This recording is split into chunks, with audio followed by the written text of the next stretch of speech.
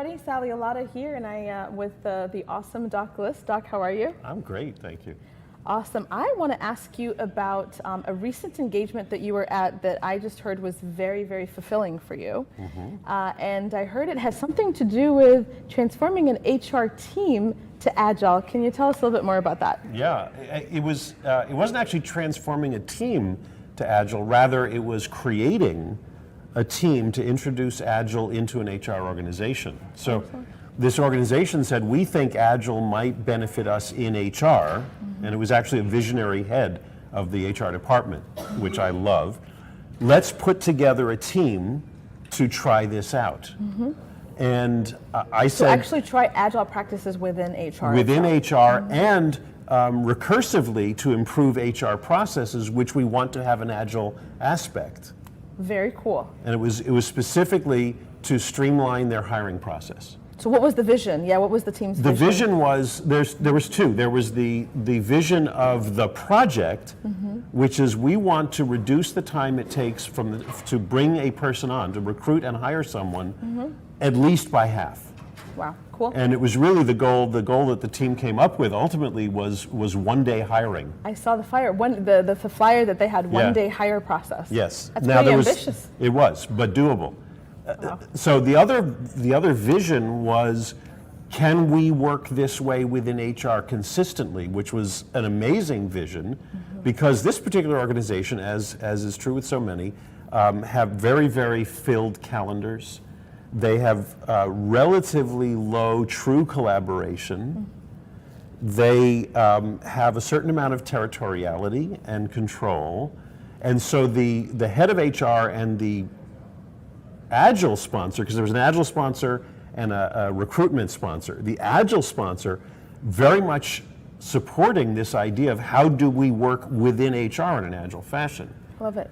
So last year, when I was working with them initially, they said, we're going to put together a team. And I said, please don't just grab people who are available, but rather craft a team. Identify people who will work well together, who have complementary skills, but mostly will work well together. They spent 4 or 5 months identifying the right people to put on this team. Good for you. I actually love that you nudged them that way and you didn't just say, oh, let's just find the most available, because you said that was the success factor. Oh, that huge, they yeah. picked the right people. And I wouldn't say I nudged them. I would say I took a baseball bat and smacked them in the back of the head and said, craft a team. Craft a team. Because you're going to set yourself up for failure if you just pick random people. Now, the people they picked, interestingly enough, were someone who was a senior director and took on the Scrum Master role. Wow. Yeah, she Really? was fabulous. They brought in someone who has worked in a variety of roles and was coming out of what they refer to as the brands. So this is, can I say who it is?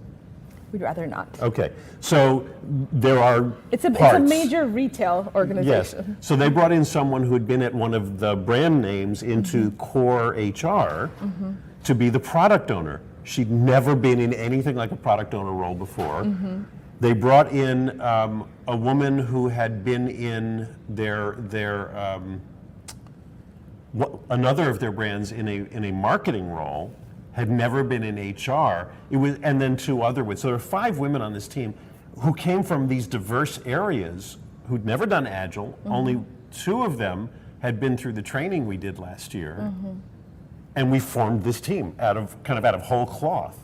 So how was it for you coaching a team on Agile, but it's not a software development team? So you had to obviously be very flexible, which I know you are. I'm curious for your experience, and I'm curious for their experience as you're kind of dealing with this very ambiguous, it's not, you can't kind of take and say, well, this is the recipe and this is how you should do it, because we're not talking about testing, we're not talking about development. I mean, none of that applies here. It's truly business Agile. Tell me a little bit about that. So we started out with, if you will, sort of the default cookbook, right? Here's how we do things, daily stand-ups and planning and iterations. And we quickly discovered that, for instance, the iterative model wasn't suiting them well, because a lot of what they were doing initially was more like spikes. And so rather than saying, well, we'll take 2 days to do this, we created a Kanban wall. And we said, we need to be able to adapt to what's coming up. We don't know how long these things are going to take. We don't know how to estimate them because we don't know what they are yet.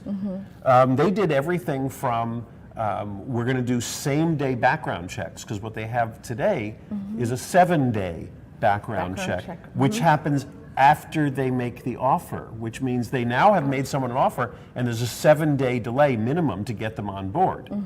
They said, how about if we do the background check on the same day that we do interviews? But they didn't know anything about that going into it. They hadn't come up with this vision of one-day hire initially. So we had to say, how does this play here? How do we define the roles? Are we going to say that the Scrum Master cannot be a participant when she's one of the experts? Because she is one of the SMEs. So we modified that. We modified the product owner role to a certain extent, partially because she lives in the Southeast and the client is in the Northwest. Right? So there were all sorts of little things that we had to adjust, and as we went, I kept saying, this is up to you. I will tell you how it's done elsewhere, I'll tell you how it's done in software development, but we have to figure this out. This is going to be a little different here. Yeah. Yeah, it's not going to be cookie cutter. No, hardly. And part of my philosophy with every team is you have to own it. I will guide you, I will give you my insight and my experience, but ultimately you have to own it. And so over and over and over again, they'd say, how should we do this? And I said, well, I don't know either. So let's talk about this and let's figure out what will work here, not just in HR, but in HR at this organization, and of course HR versus IT. That's excellent. A lot of people ask me and say, we want to use Agile, but we heard Agile is only for software development, Agile is only for this, Agile doesn't work in this. And what's your advice for people out there? And we work with different organizations, not just HR, but there's sales, there's marketing. We just did a strategy session for a nonprofit major, actually we can talk about it, but they basically, they feed the hungry children, and they wanted to start using Agile. What's your recommendation and advice for leaders out there that want to take the principles of Agile and kind of apply them to a non-IT environment? Right. So I'm going to look at them now because I want to talk to them. Definitely, I want this you is to for look you at guys. them. This is for you. So there's nothing in Agile that is about software development. None of the values, none of the principles, and none of the practices are specific to software development. Pick any of the ones you want, even test-driven development, which sounds like it's a highly technical, very specific practice, can be done in any environment. Pairing, all the ceremonies, daily stand-ups and planning and everything else can be done in any environment. The idea is much more about the mindset, how we think about the work we do as much as the work we do. It's far more the mindset than any of the specific practices.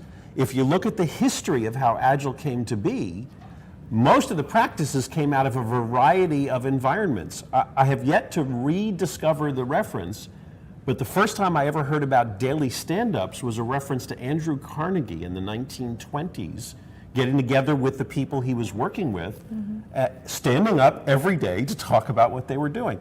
So none of this is new, and I argue none of it is specific to software development, and we've demonstrated that just recently.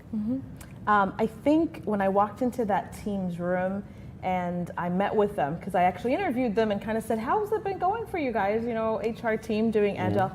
The level of excitement, energy, it was just so clear to me, and we've obviously used Agile within the claims department and in a healthcare insurance company, but the level of excitement that they had to finally be able to collaborate, visualize what they're going to get done, have some concrete goals, measure against those goals, have daily stand-up meetings. None of that they looked at it and they said, this is just common sense. We're just applying a lot more rigor, visibility, and collaboration to our work. So I have one other thing I want to add is I had one-on-one conversations with each of the members of the team after they'd been together for a couple of weeks. And one of them said to me, already, this is amazing. Yes. She said, I don't know how I'll ever be able to go back and I heard her say and work on another team that's not, especially not doing this, but even just this, because this team came together so fast, so powerfully, but that impact of that way of working was so strong, so early. She doesn't want to go back. No, she said she couldn't. Yeah. I think if companies really begin to learn how to do this, it will give them a competitive edge that no other company has in terms of their business growth. Thank you so much for sharing your story. I appreciate it.